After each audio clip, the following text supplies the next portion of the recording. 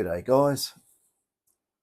Got an old GP Extreme on the bench at the moment, which has done the failure of no audio, and it isn't the audio stage.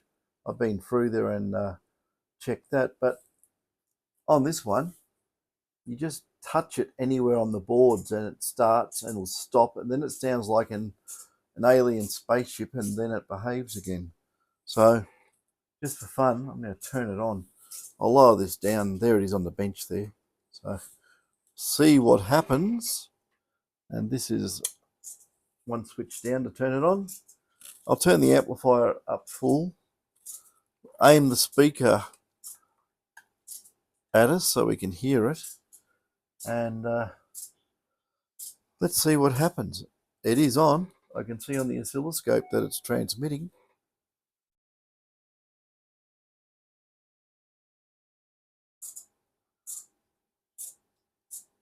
Maybe I'll give it a tap. No. As soon as you put the camera on, it's gone camera shy. So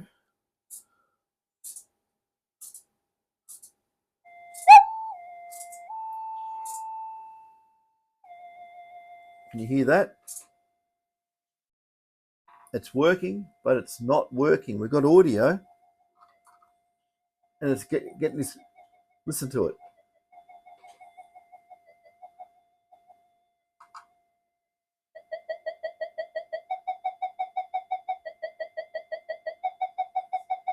It's putting the screwdriver near the coil.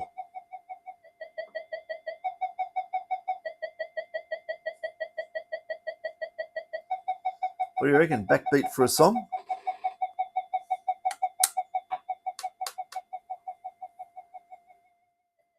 I tap it, it goes softer. This might be a really difficult one to find.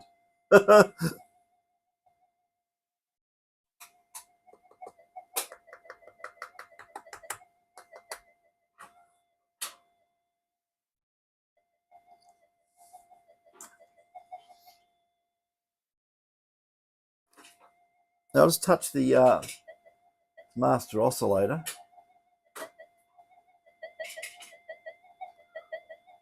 I can change the frequency. You can see it wiggling on the oscilloscope.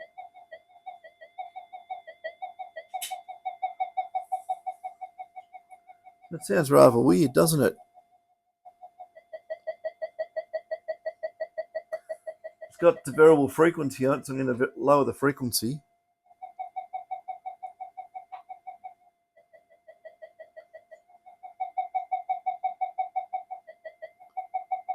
So it's very interesting. I think I have to open it right up and have a good look and see what's going on. But to me, it sounds like it's in the possibly in the phase lock loop section of the detector. It's something is gone unstable, considering how old the parts are in these. So yeah, so it might be a job for a bit of heat and a bit of freeze spray. Maybe that will fix it, but we'll have to examine this.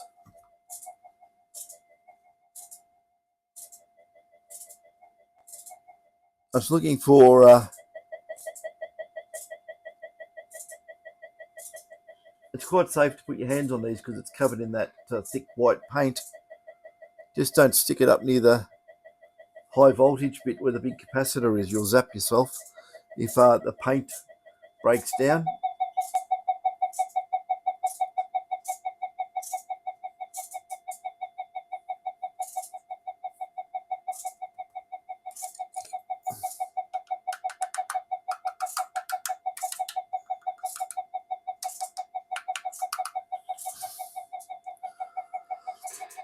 So it probably, I'd say it's on the other board.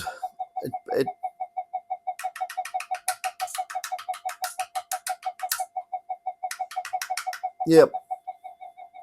I can see on the oscilloscope that you can look at the flyback pulses, and they're basically doing this.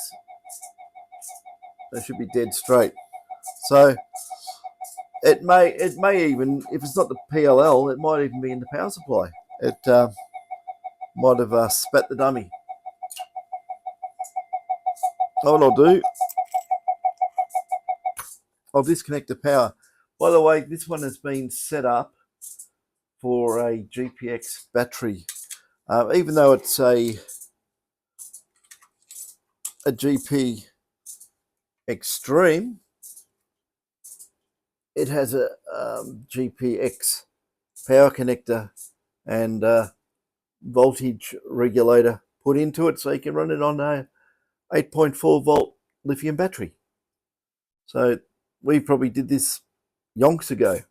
This is one of the ones we've done with variable gain and variable frequency, and yeah, it's got the extra timing boost.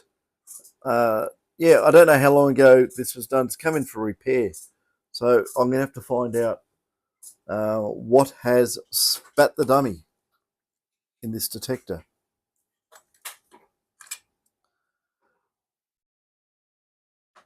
And the first port of call, normally for me, is in these strips here, these flexible strips, which can cause issues.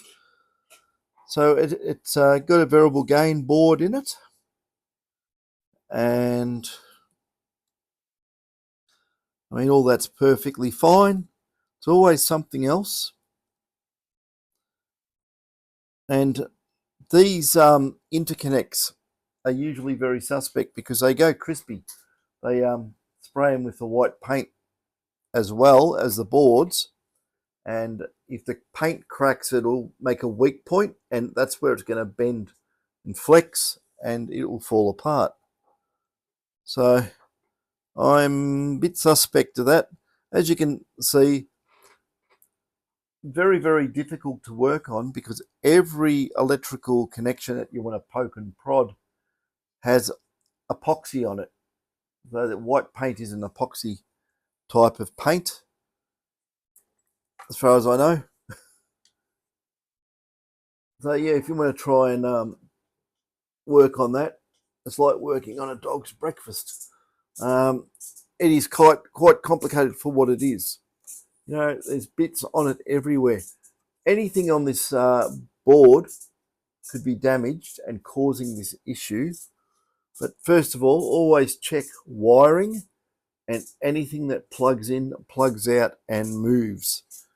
They are the main failure points, seconded by power supply failure. Always check power supply rails, detector, rails or power supply is usually under a lot of stress because it is a switch mode type power supply setup, and you do get metal migration in semiconductors, and eventually they short out. It may take 2 years, 3 years, it may take 30 years. Eventually they fail. And it's usually the biggest failure mechanism of satellites and stuff like that. They're up there, they keep trying to keep them up there for as long as they can.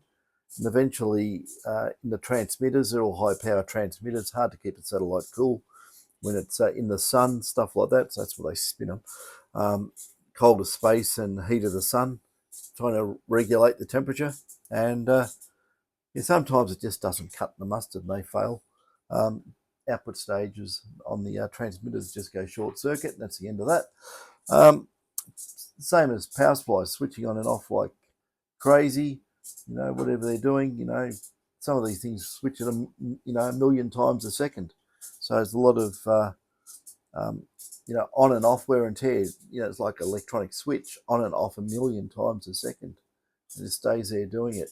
Eventually the metal ions wander and make a bridge and short things out, and then it fails. So anyway, I'm going to have to probably get right deep into this, and the way I'm going to do it, you're not going to see what I'm doing because all you're going to see is the back of me and my hands in it. So I'll see if I can cure it. I'll see what it is or what it was, and give you the rundown on what the repair ended up being. But yeah, a little bit of investigation. I've got to go and look at a few key points, and I've got to scrape the damn epoxy off them. So yeah, I'm glad on the later detectors they don't put epoxy on them. So that'll do. Catches.